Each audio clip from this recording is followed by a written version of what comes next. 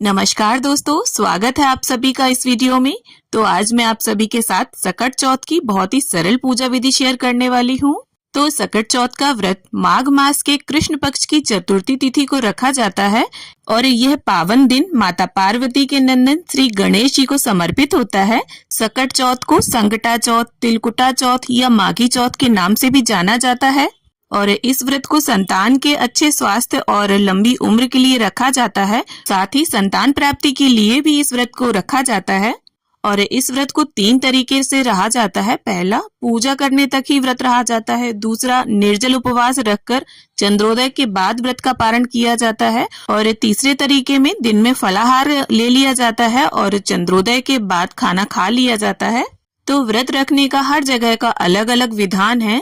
तो चलिए, पूजा के लिए हमें सबसे पहले क्या करना है, इस प्रकार से एक चौकी लगा लेंगे हम। उसके ऊपर लाल या पीले रंग का वस्त्र हमने बिछा लिया है। अब देखिए, गणेश जी की पूजा में दूब घास का विशेष महत्व होता है, तो यहाँ पर मैं दूब घास का आसन दे रही हूँ। आप चाहें तो यहाँ पर तिलों का या अक्षतों का आसन भी दे सकते हैं। तो यहाँ पर पूजन के लिए मैं गणपति जी का फोटो ले रही हूँ। आप चाहें तो मूर्ति भी ले सकते हैं। तो इस प्रकार से उन्हें दूब घास के ऊपर विराजमान कर लेंगे और इसके साथ ही शुद्ध जल से भरा हुआ एक लोटा ले लेंगे हम। तो यहाँ पर मैंने पीतल का लोटा लिया है।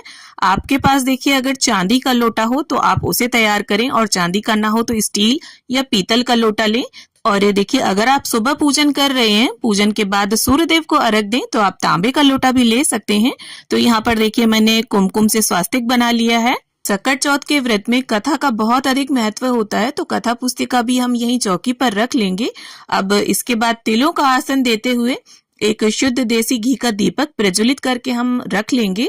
तो देखिए, कोई सा भी व्रत पूजन हो, दीपक को प्रज्वलित करके ही आप पूजा को शुरू करें, क्योंकि दीपक जो है वो हमारी पूजा का, संपूर्ण पूजा का साक्षी होता है। अब इसके बाद गंगा जल और फूल की सहायता से स्नान की भावना से हम गणपति जी को छींटा दे देंगे और चौकी का भी पवित्रीकरण कर लेंगे।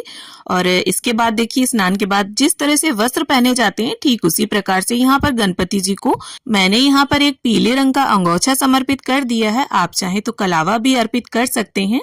अब गणपति जी को यहाँ पर हम यज्ञोपवीत अर्पित कर देंगे।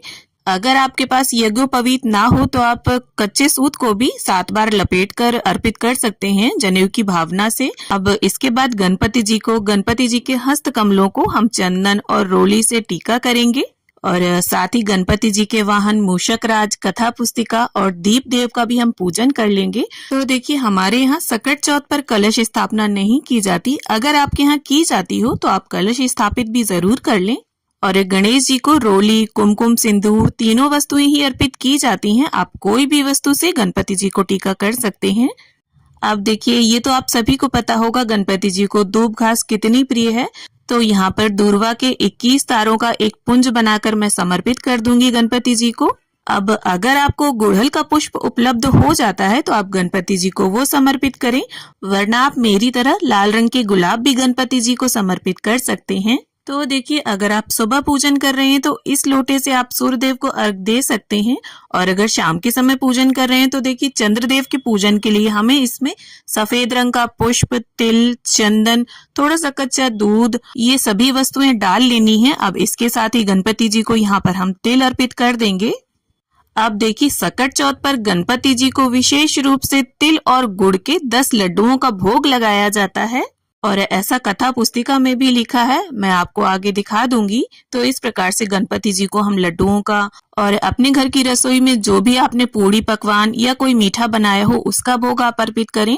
और गणपति जी को देखिए, सकट चौथ पर शकरकंद का भोग विशेष रूप से अर्पित किया जाता है। तो यहाँ पर उबली हुई शकरकंद का मैं भोग अर्पित कर रही हूँ और साथ ही गाजर के हलवे का भी भोग मैंने अर्पित कर दिया है और इसके साथ कच्चे नारियल का भी भोग हम गणपति जी को अर्पित कर देंगे।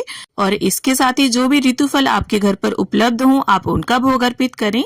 अब देखिए, जैसा कि नाम से ही पता चलता है, तिलकुटा चौथ, तो यहाँ पर हमें तिल और गुड़ को कूट कर ले लेना है। और बहुत से लोग देखिए तिलकुट का पहाड़ बनाते हैं 1.25 सेर का, और हमारे यहाँ जो है वो तिलकुट का बकरा बनाया जाता है।